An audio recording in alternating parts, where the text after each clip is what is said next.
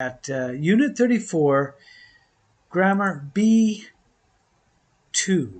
Okay, this is the B2, Unit 44. We're going to see the gerunds as the objects of prepositions. What does that mean? Okay, let's look at a gerund is ing verb. So A, we talked about going to Canada for our vacation.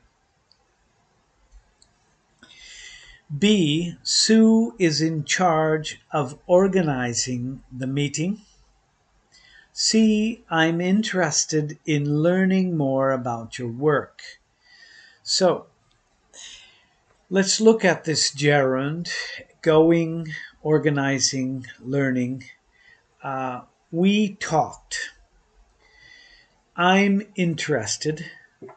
Sue is in charge. In charge of what? Of organizing. We talked about what? About going. What are you interested in? You're interested in learning. You see, you can use the ing verb, the gerund for this type of structure. D, I'm used to sleeping with the window open. C, I'm accustomed to sleeping with the window open. F, I look forward to going home next month. And G, they object to changing their plans at this late date. So here we have to as the preposition. In A, B, and C, A, the preposition was about, B, of, C, in. Instead, D, E, F, and G, we have the preposition to. Now, don't confuse this with the infinitive. This is not the infinitive to. It's not part of the infinitive, so we have a gerund. This is not a very common situation, but let's look at the negative. We talked about not going to the meeting, but finally we decided to go. We talked about not going. That's the negative part of the going. Okay, if we form the negative, we would say we didn't talk about going to the meeting, but that's different. We talked about not going. So there's two different meanings, putting the negative before going or making the verb talk negative.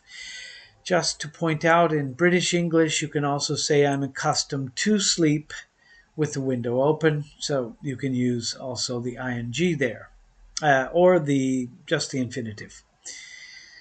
Common preposition combinations followed by our gerunds. Okay, let's look at this a little bit closer. To be excited about doing it. So we were excited about going to Canada. Okay, you see it's the same structure, and we're going to look at these combinations, these patterns, we could say. So be excited and be worried, use about. And we saw about here talking about, but here we have a combination of being excited and being worried about. Complain, dream, talk, and think. Okay, here's talk. Talk about doing it, talk of doing it. So these are all with about or of. I apologize for doing it. Okay, so apologize is not part of this group here. We don't apologize about something. We apologize for doing it. So I blame someone for doing it. I forgive someone for doing it. I have an excuse for doing it. I have a reason for doing it. I'm responsible for doing it. I thank you for doing it. So for is used with these verbs, especially with these verbs that take indirect objects, blame someone, forgive someone, and thank someone. Keep from, okay? Keep someone from doing something. I keep you from doing it. I prevent you from doing it. I prohibit you from doing it. Or I stop you from doing it. So these are combinations with from. They're all using indirect objects. Keep you prevent you, prohibit you, and to stop you. Believe in doing something, to be interested in something, to participate in something, and to succeed in doing something. So these are used with in before the gerund. We have be accustomed of, that's down here. Be accused of doing it, to be capable of doing it, for the purpose of doing it.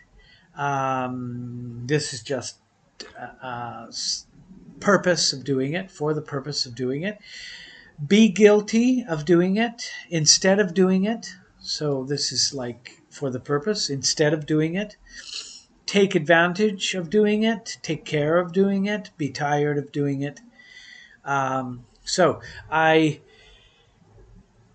went to work instead of going to the beach. Okay, that's how you would use instead. I am doing this presentation for the purpose of teaching this particular exercise. So you can see how those are used. I insist on doing it, to be accustomed to doing it, to be in addition to doing it, be committed to doing it, be devoted to doing it, look forward to doing it, object to doing it, be opposed to doing it, and be used to doing it. Okay, these are all forms with to before the gerund. Okay, and the easiest way to learn these is just do this list, say, I am excited about working. Okay, invent another verb. I am worried about working. I complain about working. Okay, and just read those and read them with a loud voice so that you can hear yourself and repeat those.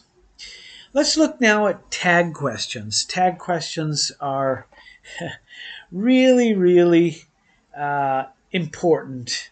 They don't seem to be so difficult or so useful, but they are very, very conversational. Let's look at one example. A, Jack can come, can't he? Okay, we have the tag question is a question added at the end of a sentence. Can't he? B, Fred can't come, can he? Okay, this is also is a tag question. It's a positive tag. The A is a negative tag. Speakers use tag questions chiefly to make sure their information is correct or to seek agreement. Okay, a tag question may be spoken or intonation with a rising intonation if the speaker is truly seeking to ascertain his or her information, idea, belief, and lives in an apartment. Doesn't she? Listen to my voice. Doesn't she? The rising intonation. Jack can come, can't he? I am truly trying to understand if Jack can come. Okay, I believe so, but I want to check. With a falling intonation, the speaker is expressing idea which certainly the listener will agree. It's a nice day today, isn't it? Okay, isn't it? Do you hear my voice is going down? Jack can come, can't he? Can't he? Jack can come, can't he? Fred can't come, can he? Can he? I'm going down. Sometimes this can be a little bit sarcastic, okay? I know that you will agree, so it could be sarcastic. Let's look at the negative tag. Mary is here, isn't she? Okay, so we have the affirmative sentence, Mary is here. We have the negative tag, which is the verb or the auxiliary in the contracted form with the the pronoun. So we invert because it is a question, so we're inverting. We have first the auxiliary or the verb, then the subject. And so we have Mary is here, isn't she? And the affirmative answer expected, yes, she is. You like tea, don't you? Yes, I do. They have left, haven't they? Yes, they have. Okay, we can form question tags with all of the English grammar forms that are possible. The negative tag would be the auxiliary of the verb, of the main verb. If the verb is to be, then you use to be. In a negative sentence, Mary isn't here, is she? No, she isn't. You don't like tea, do you? No, I don't. They haven't left, have they? No, they haven't. You see, the negative answer is expected. I imagine that they haven't left. That's why I'm making this question tag. They haven't left, have they? I'm checking. No, they haven't. You can agree. Other considerations. This or that is your book, isn't it? The tag pronoun for this and that is it. We don't say, this is your book, isn't this? Or these, those are yours, aren't they? So the tag for these and those are they. There is a meeting tonight, isn't there? In sentences with there plus be, there is used in the tag. There is a meeting tonight, isn't there? There is the correct tag. E, everything is okay, isn't it? F, everyone took the test, didn't they? Personal pronouns are used to refer to indefinite pronouns. They is usually used to tag to refer to everybody, everyone, someone, somebody, no one, and nobody. Okay, so they for everyone. Everything, instead, that's one thing. So, isn't it? G, nothing is wrong, is it? H, nobody called on the phone, did they? I, you've never been there, have you? Sentences with negative words take affirmative tags. You have never been there, never is negative. Nobody called, nobody is negative. Nothing is wrong, nothing is negative, so the tag is positive. One more thing, I am supposed to be here, am I not? I'm supposed to be here, aren't I? Okay, am I not is very, very formal. In more common spoken English, we say aren't I, because we cannot contract am not, am not, am I not. This should be am not I, but we say am I not. It's very formal. Okay, just 1 second.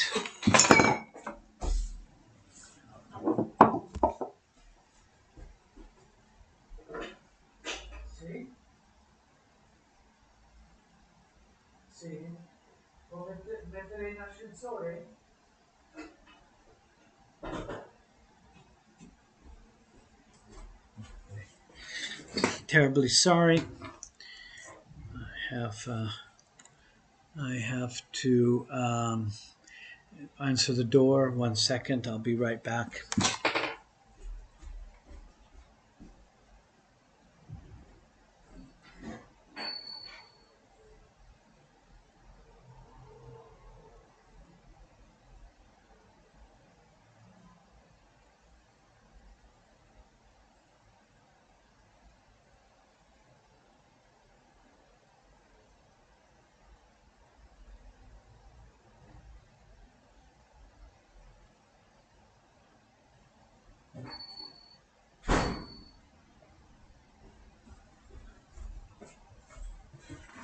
I really apologize for that. Nothing to be done. I have to answer the door. Okay. Let's look at remember with gerund and the infinitive. Okay. Remember to do something before you do it. Okay. So we're using the infinitive to do. I remembered to lock the door before I left, but I forgot to shut the windows.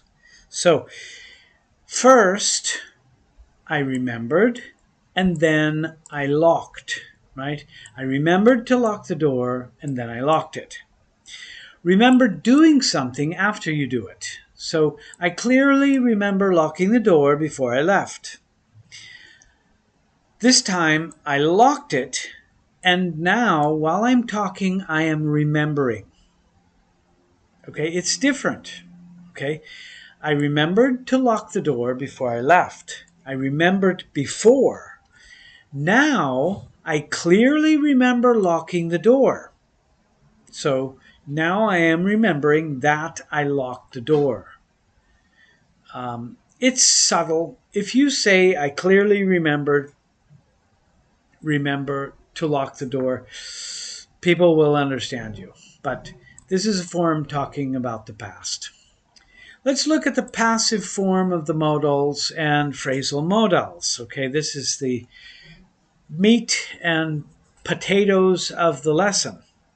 Subject, Tom, modal, will, be, and then we have the past participle, in this case invited, which is also the simple past because this is a regular verb. Tom will be invited to the picnic. This is a passive form and we're using the modal will. We can use all of the modals in the passive form.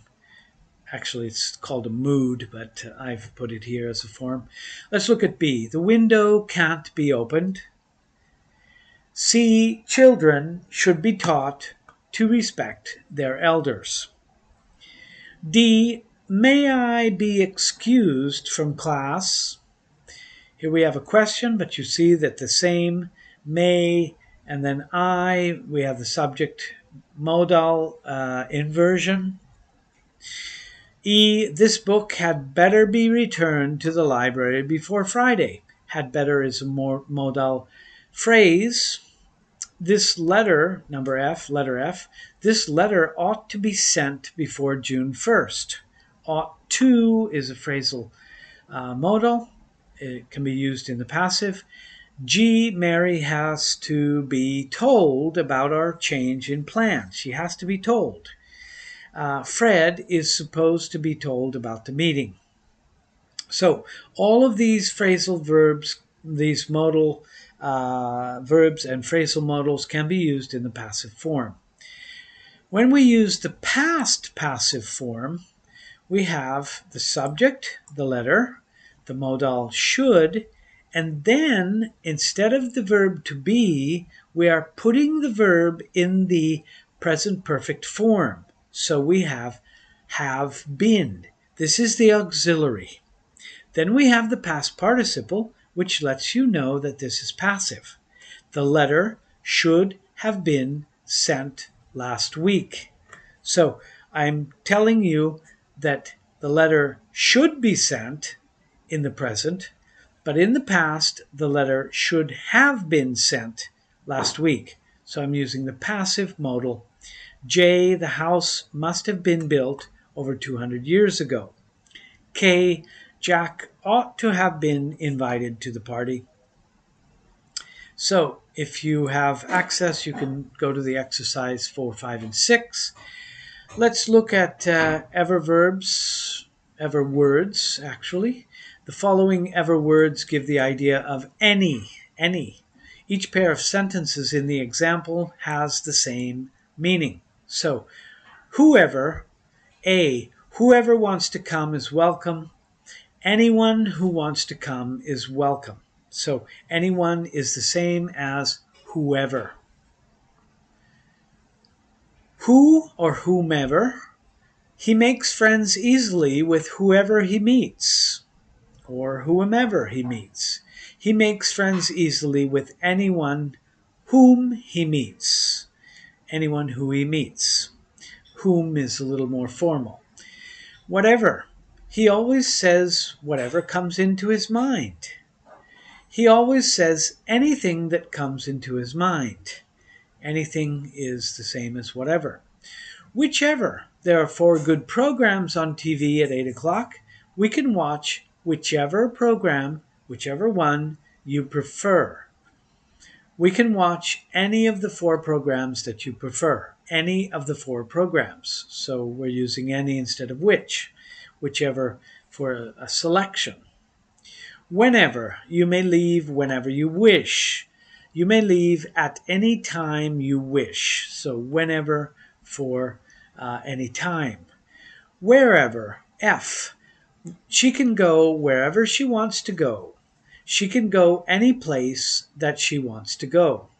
Okay, I think you can see here how you lose some words. We don't have to use that. Where she can go any place she wants to go. She can go wherever she wants to go. Wherever that is not necessary.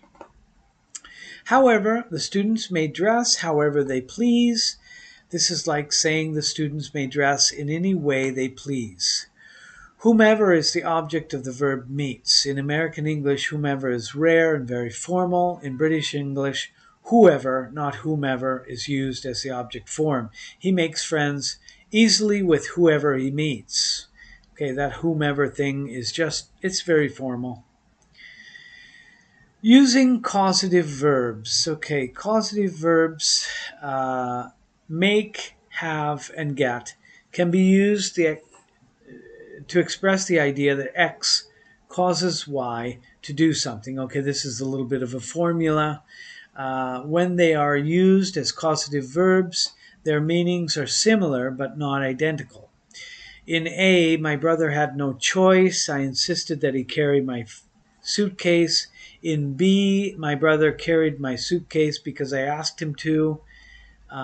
In C, I managed to persuade my brother to carry my suitcase. Okay. I don't know where the examples went to, but they're not here. Okay, maybe I can just edit that. So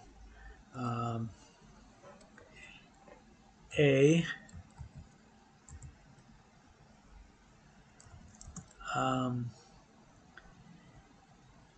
I made my brother carry my suitcase.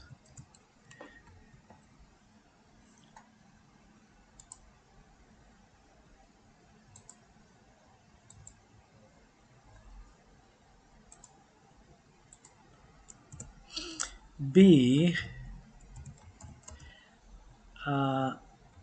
I had my brother carry my suitcase. And C, I got my brother to carry my suitcase. So they're very similar, but they're a little bit different, okay? So X makes Y do something, so it's kind of like forces. X has Y do something. He asks, like it asking or persuading. No, G is persuading, sorry. Gets is persuading. So I made my brother, I had my brother, I got my brother. These are forms. The causative make, Mrs. Lee made her son clean the room. E, sad movies make me cry. The causative make is formed by the simple form of a verb, not an infinitive. We don't say she made him to clean. Make gives the idea that X forces Y to do something. Mrs. Lee's son in D had no choice. Causative have. F, I had the plumber repair the leak. J, Jane had the waiter bring her some tea. Causative have is followed by the simple form of a verb, not an infinitive. Incorrect to say I had him to repair the leak. Have gives the idea that X requests Y to do something, asking. In F, the plumber repaired the leak because I asked him. Okay, so causative get. The students got the teacher to dismiss class early. Jack got his friends to play soccer with him after school. The causative get is followed by the infinitive. Get gives the idea that X persuades Y to do something. In H, the students managed to persuade the teacher to let them leave early. So they got the teacher to dismiss. Passive causatives, I had my watch repaired by someone. K, I got my watch repaired by someone. The past participle is used after have and get to give a passive meaning. In this case, there is usually little or no difference between the meaning have and get. In J and K, I caused my watch to be repaired by someone. That's the idea.